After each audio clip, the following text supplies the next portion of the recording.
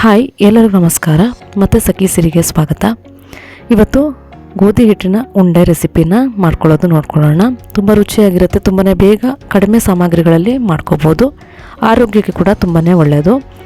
ಅದಕ್ಕೆ ನಾನು ಒಂದು ಪ್ಯಾನ್ ತೊಗೊಂಡಿದ್ದೀನಿ. ಸ್ವಲ್ಪ ಹೈ ಫ್ಲೇಮಲ್ಲೇ ಇಟ್ಕೊಬಿಟ್ಟು, ಸ್ವಲ್ಪ ಬಿಸಿ ಆದಮೇಲೆ ಸಣ್ಣ ಫ್ಲೇಮ್ ಇಟ್ಕೊಬಿಟ್ಟು ಅದಕ್ಕೆ 2 ಕಪ್ನಷ್ಟು ಗೋಧಿ ಹಿಟ್ಟನ್ನು ಸೇರಿಸ್ತಾ ಇದ್ದೀನಿ. ಇಲ್ಲಿ ಮೊದಲಿಗೆ 1 ಕಪ್ನ ಗೋಧಿ ಹಿಟ್ಟನ್ನು ಹಾಕ್ಕೊಳ್ತಾ ಇದ್ದೀನಿ.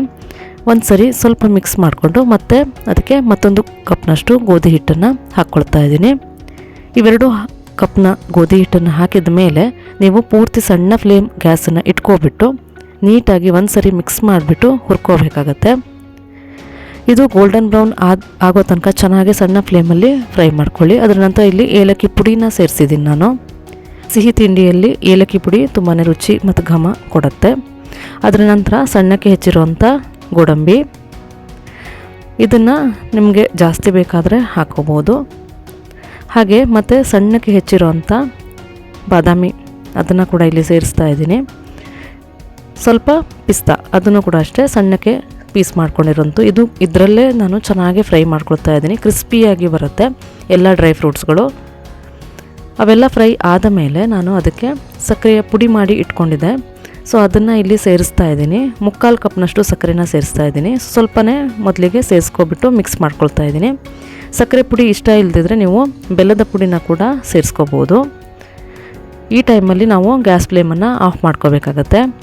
ಆಫ್ ಮಾಡಿಬಿಟ್ಟು ನೀಟಾಗಿ ಚೆನ್ನಾಗಿ ಎಲ್ಲದು ಅಂದರೆ ಎರಡು ಹೊಂದ್ಕೊಳ್ಳೋ ಥರ ನೀಟಾಗಿ ಮಿಕ್ಸ್ ಮಾಡ್ಕೊಳ್ಳಿ.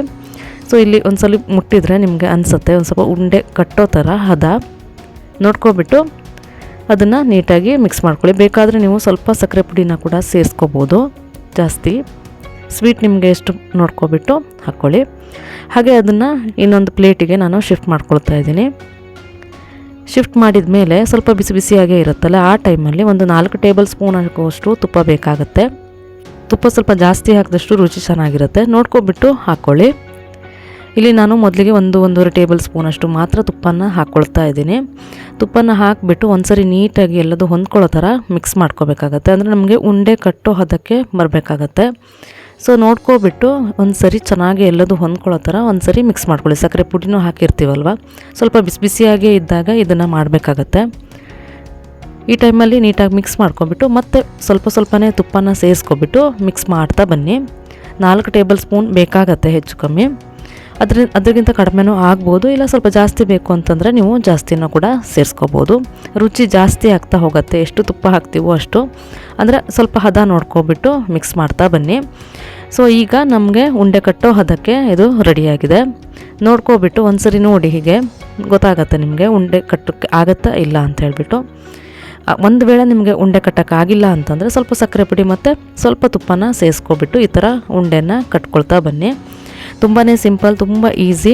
ಮನೆಯಲ್ಲೇ ಇರೋವಂಥ ಪದಾರ್ಥಗಳನ್ನು ಉಪಯೋಗಿಸ್ಕೊಬಿಟ್ಟು ಉಂಡೆಯನ್ನು ಮಾಡಿಬಿಟ್ರೆ ತುಂಬ ರುಚಿಯಾಗಿ ಬರುತ್ತೆ. ಹಾಗೆ ಆರೋಗ್ಯಕ್ಕೆ ಕೂಡ ತುಂಬಾ ಒಳ್ಳೆಯದು.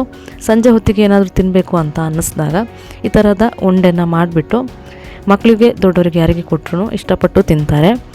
ನೀವು ಕೂಡ ಒಮ್ಮೆ ಟ್ರೈ ಮಾಡಿಬಿಟ್ಟು ಹೇಗೆ ಬಂತು ಅಂತ ಹೇಳ್ಬಿಟ್ಟು ಕಮೆಂಟ್ ಹಾಕಿ. ಹಾಗೆ ನಿಮಗೆ ಈ ರೆಸಿಪಿ ಇಷ್ಟ ಆದರೆ ಲೈಕ್, ಶೇರ್ ಮಾಡೋದನ್ನು ಮರಿಬೇಡಿ. ಹಾಗೆ ಮತ್ತೊಂದು ಹೊಸ ರೆಸಿಪಿಯೊಂದಿಗೆ ಮತ್ತೆ ನಿಮ್ಮನ್ನು ಭೇಟಿ ಆಗ್ತೀನಿ. ಅಲ್ಲಿವರೆಗೂ ನಮಸ್ಕಾರ.